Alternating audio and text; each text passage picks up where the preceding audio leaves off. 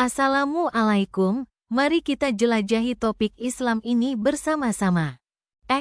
Tahu nggak sih, soal kaligrafi kufik? Tanya aku sambil menyeruput teh hangat. Kaligrafi, yang huruf-hurufnya kotak-kotak gitu kan? Jawab Risa, sahabatku, sambil mengangguk. Dia memang suka seni, tapi nggak sedalam aku yang udah agak terobsesi sama sejarah seni Islam. Iya, persis. Tapi tahu nggak sih, sebenarnya kaligrafi kufik ini penting banget. Nggak cuma sekedar seni. Loh, dia punya tempat spesial banget dalam sejarah Islam, kataku antusias. Risa mengangkat alisnya. Spesial gimana? Kan cuma tulisan aja. Petik 2.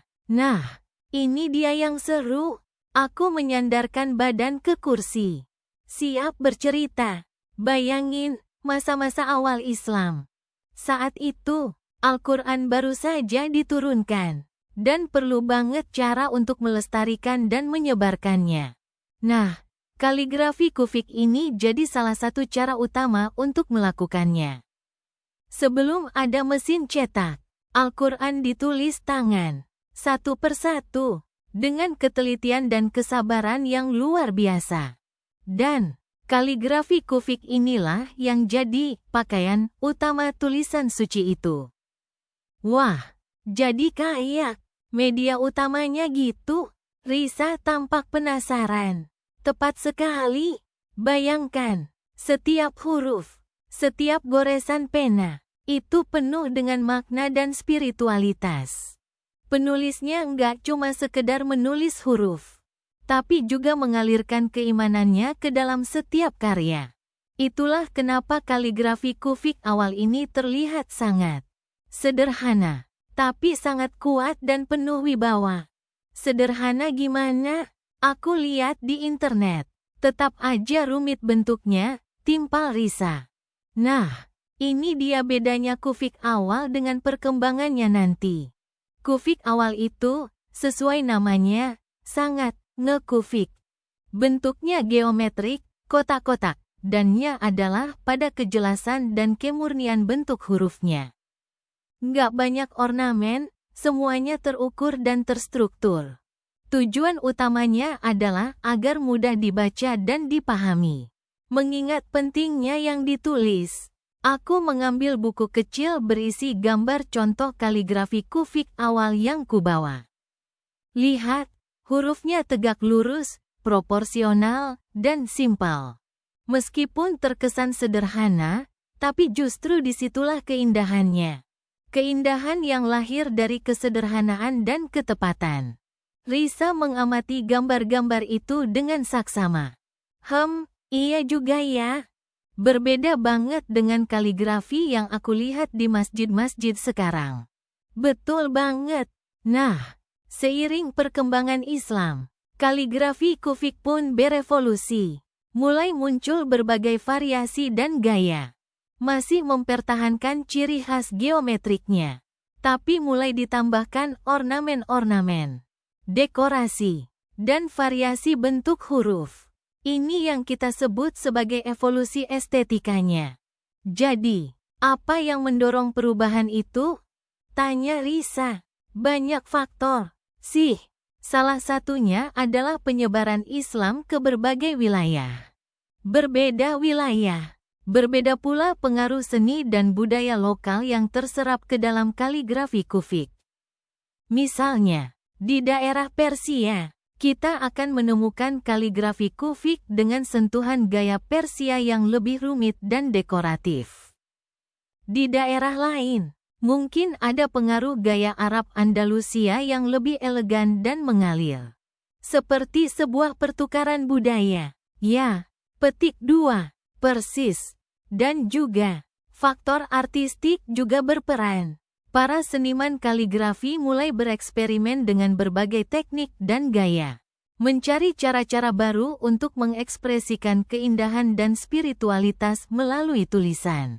Mereka mulai memainkan proporsi huruf, menambahkan ornamen seperti bunga, daun, atau motif geometrik yang lebih kompleks. Meskipun demikian, inti dari kaligrafi kufik tetap terjaga, yaitu kejelasan dan kemurnian huruf. Jadi, kaligrafi kufik yang kita lihat sekarang itu hasil dari evolusi panjang.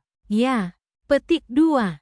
Benar sekali. Dari bentuknya yang sederhana dan fungsional, berkembang menjadi karya seni yang kompleks dan penuh keindahan.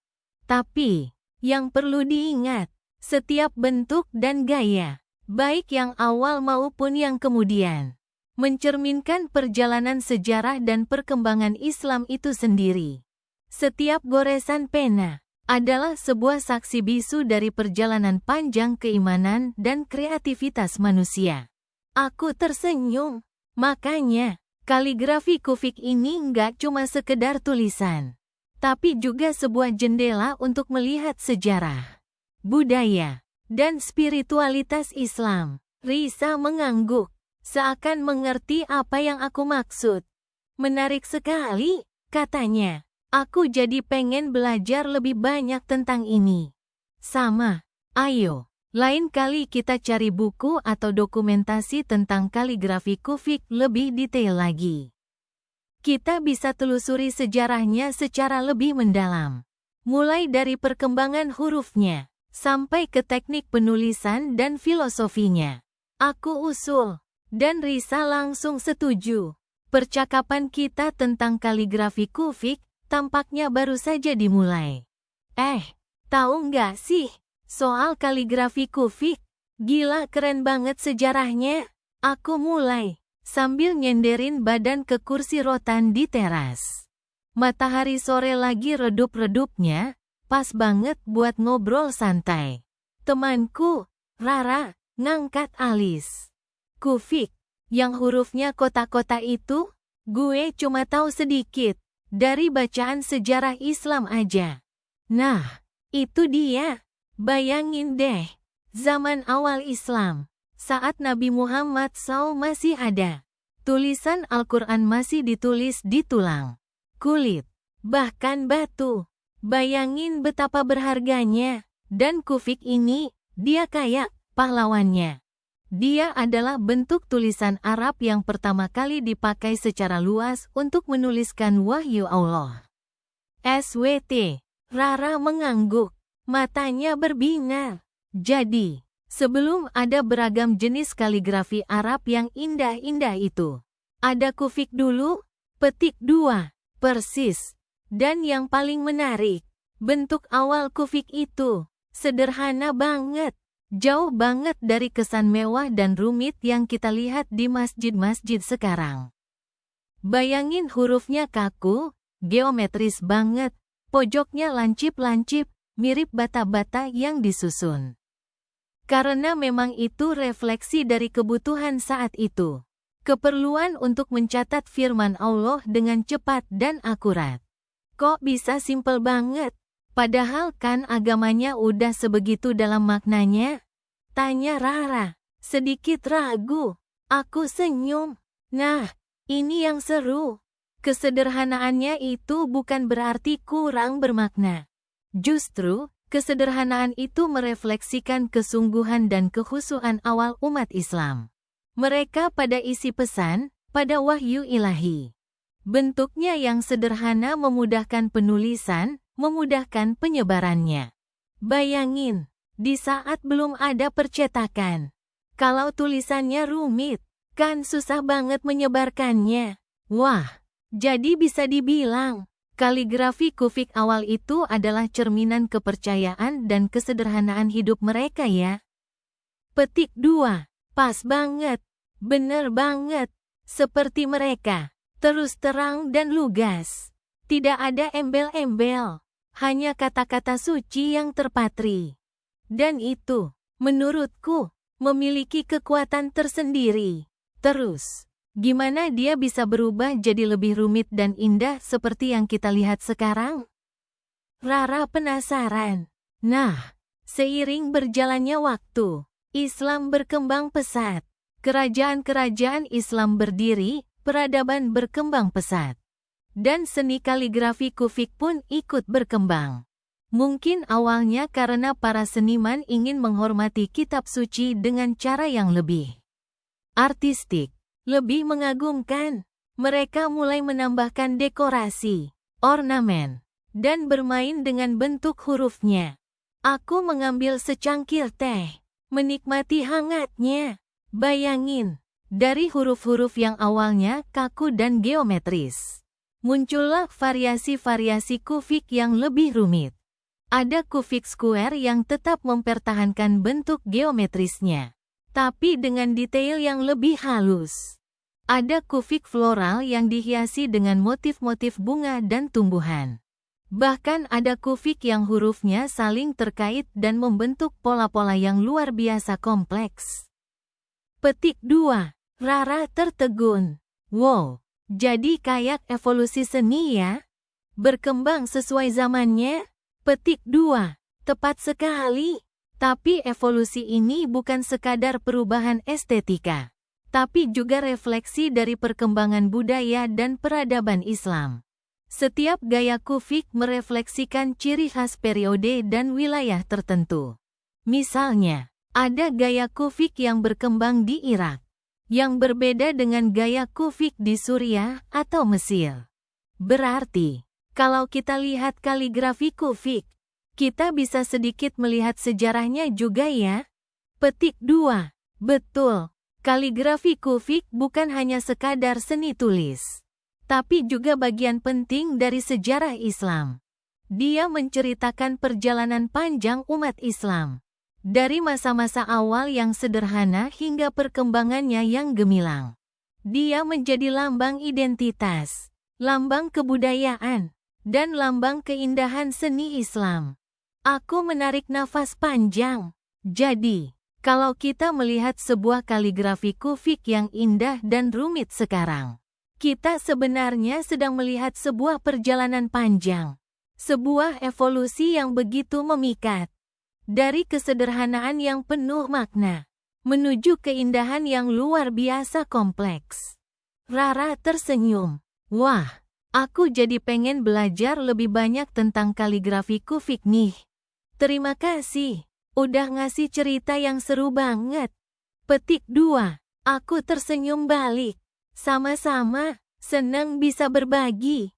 Semoga kita bisa terus belajar dan mengagumi keindahan seni yang luar biasa ini. Matahari sudah semakin tenggelam, mewarnai langit dengan warna jingga yang indah. Seindah evolusi kaligrafi kufik itu sendiri. Tahu nggak sih?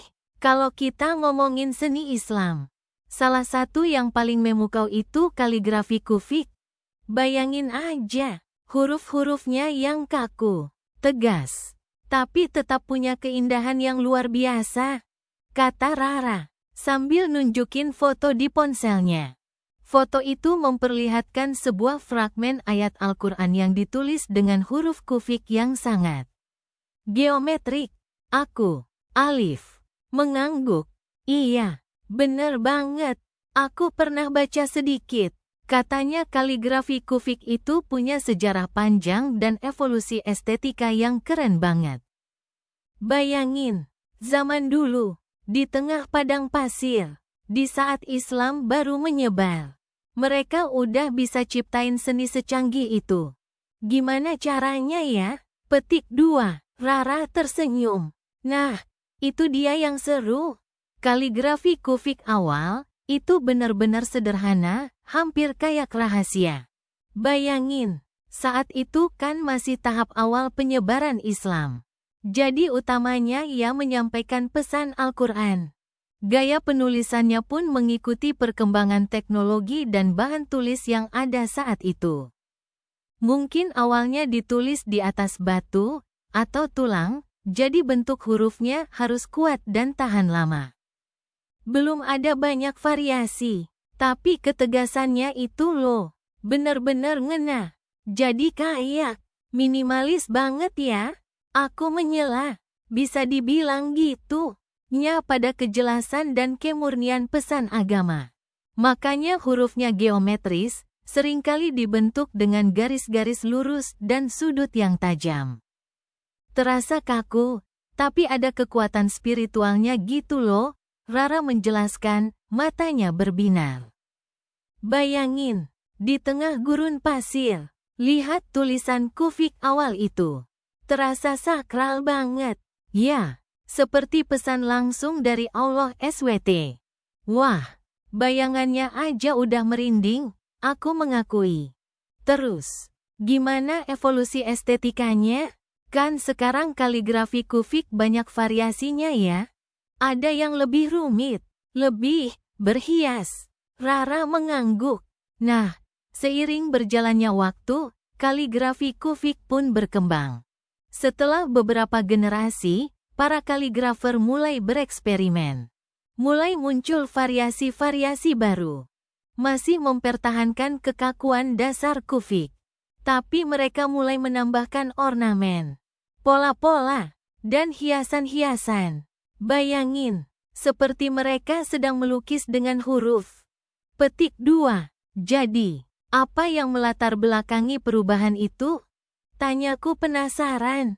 Bisa dibilang, faktor utamanya adalah perkembangan teknologi dan juga perubahan selera estetika. Perkembangan pembuatan kertas, misalnya, memberikan media yang lebih fleksibel untuk bereksperimen. Seni pun berkembang seiring berkembangnya masyarakat. Para kaligrafer nggak hanya pada kejelasan pesan, tapi juga keindahan visualnya. Mereka mulai bereksplorasi dengan komposisi, bentuk, dan hiasan-hiasan yang semakin rumit. Rara menjelaskan dengan semangat. Jadi, semakin berkembangnya kekaisaran Islam, semakin berkembang pula kaligrafi kufik. Aku menyimpulkan, betul, bayangkan, seiring dengan perluasan wilayah kekuasaan Islam, muncul berbagai macam aliran dan gaya dalam kaligrafi. Setiap daerah memiliki ciri khasnya masing-masing. Ada yang lebih menekankan pada geometri, ada yang lebih pada keindahan kurva, dan sebagainya. Itu semua mencerminkan keanekaragaman budaya dan kecerdasan para seniman di setiap wilayah. Wow, jadi kaligrafi kufik itu lebih dari sekedar tulisan ya? Itu juga representasi dari perkembangan kebudayaan Islam di berbagai tempat. Aku terkesima. Pas banget. Kaligrafi kufik itu seperti sejarah yang terukir dalam huruf-huruf. Setiap goresan pensil, tiap lengkungan huruf, menceritakan kisah panjang perjalanan seni, agama, dan kebudayaan Islam, Rara menambahkan, sambil kembali menatap foto di ponselnya. Bayangkan, dari bentuk yang sederhana dan kaku, berevolusi menjadi sebuah bentuk seni yang begitu kompleks dan indah. Itulah pesona kaligrafi kufik. Aku terdiam sejenak, mencerna semua informasi yang baru saja ku terima. Benar-benar luar biasa ya, Rara. Aku nggak pernah kepikiran kaligrafi bisa sekompleks dan seindah ini. Terima kasih sudah bercerita. Petik 2. Rara tersenyum. Sama-sama, Alif. Senang bisa berbagi. Mungkin lain kali kita bisa cari tahu lebih dalam lagi tentang kaligrafi kufik dari berbagai wilayah. Ada banyak hal menarik yang bisa kita pelajari. Petik 2. Dan begitulah percakapan kami tentang kaligrafi kufik awal dan evolusi estetikanya berakhir. Meninggalkan rasa kagum dan keinginan untuk menggali lebih dalam keindahan dan sejarah seni Islam. Yang menakjubkan ini, ngomong-ngomong soal kaligrafi kufik, seru banget ya ngebahasnya. Rasanya kita baru aja mulai. Udah mau selesai aja perbincangan kita. Bayangin, kita udah ngebahas dari bentuk-bentuknya yang kaku, tegas, kayak batu bata gitu kan. Di awal-awal perkembangannya, sampai akhirnya bertransformasi jadi lebih flowy, lebih dinamis, lebih hidup gitu. Jadi gini, kalau kita inget-inget lagi, kaligrafi kufik awal itu kan benar-benar representasi dari kesederhanaan dan kesakralan. Bayangin aja, masa-masa awal Islam, semuanya masih baru, masih dalam penyatuan dan penyebaran. Kaligrafi kufik dengan bentuk geometrisnya yang kuat itu seakan mencerminkan kekuatan iman dan keyakinan yang kokoh di masa itu. Gak ada embel-embel yang berlebihan. Semuanya terpusat pada bacaan Al-Quran, pada pesan yang ingin disampaikan. Terasa banget kekhidmatan dan wibawanya. Terus, bayangkan juga konnya. Mereka menulis di atas batu, di dinding masjid, di lembaran-lembaran kulit yang mungkin susah didapat. Jadi, bentuknya yang sederhana dan efisien itu bukan cuma sekadar estetika, tapi juga fungsi. Semakin sedikit garis, semakin sedikit tinta yang dibutuhkan, semakin hemat waktu dan tenaga. Praktis, kan? Tapi tetap indah, dengan keindahannya sendiri yang kokoh dan misterius.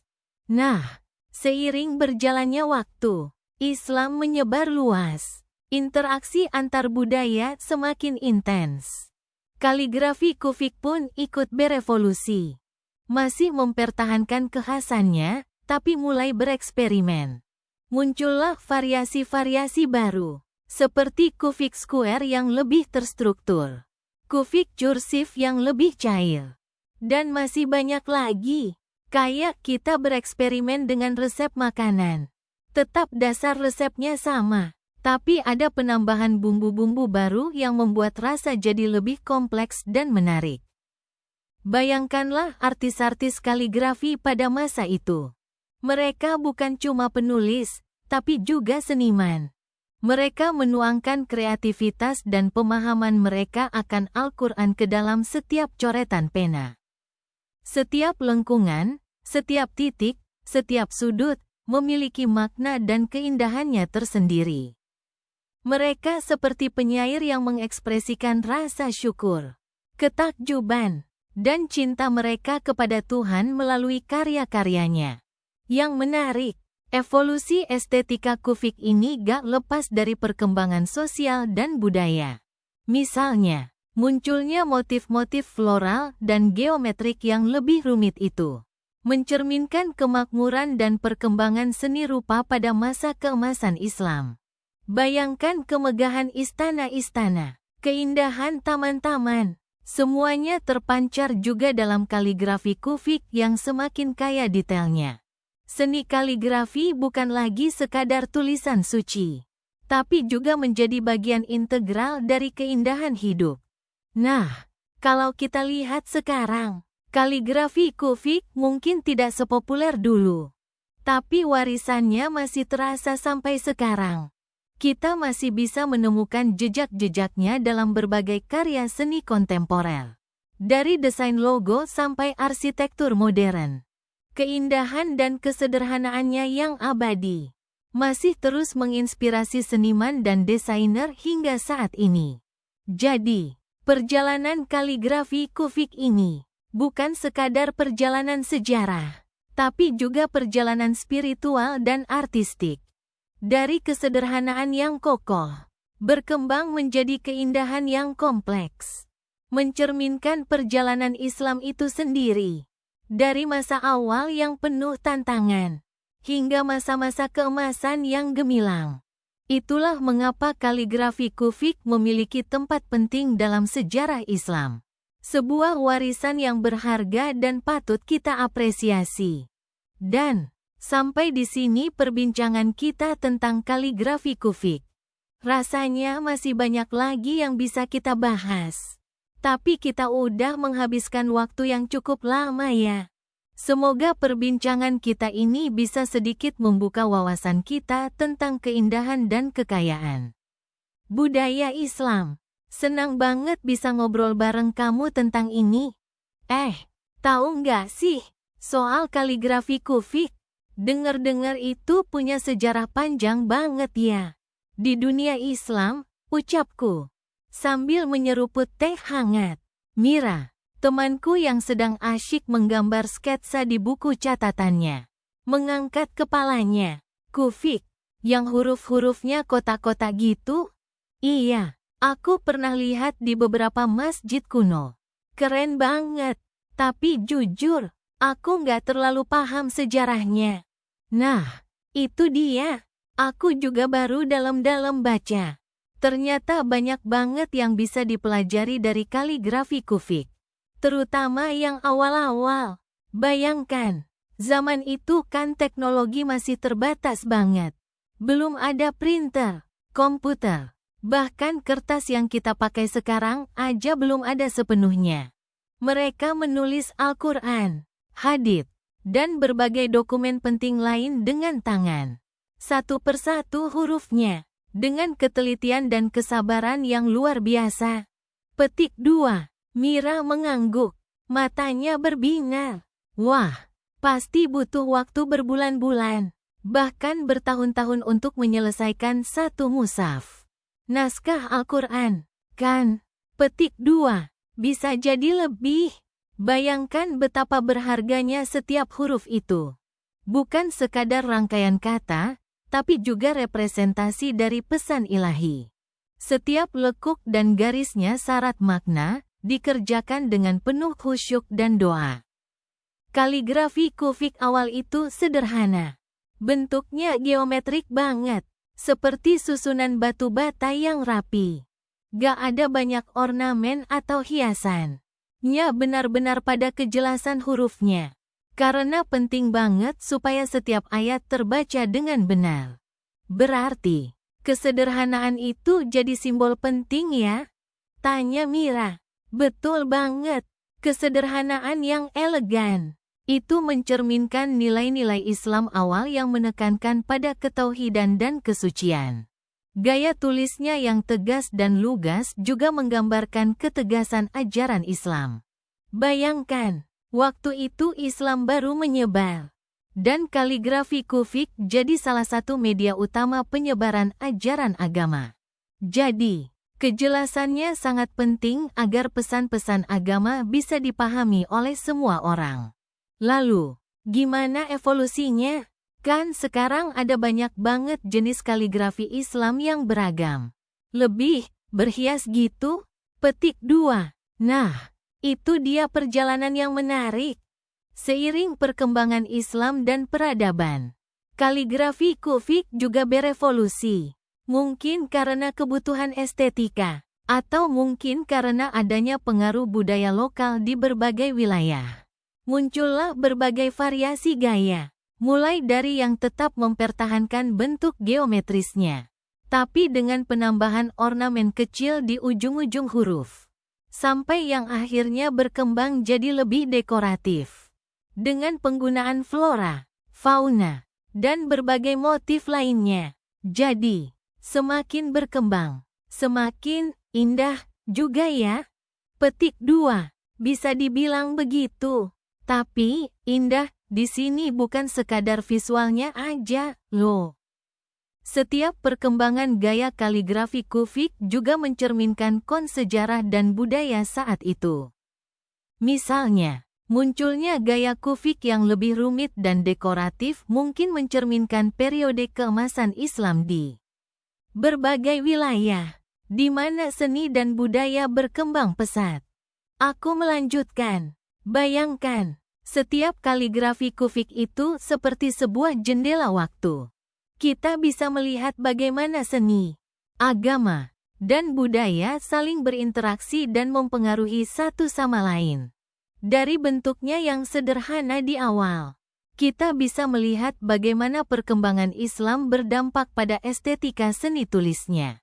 Itu yang menurutku luar biasa.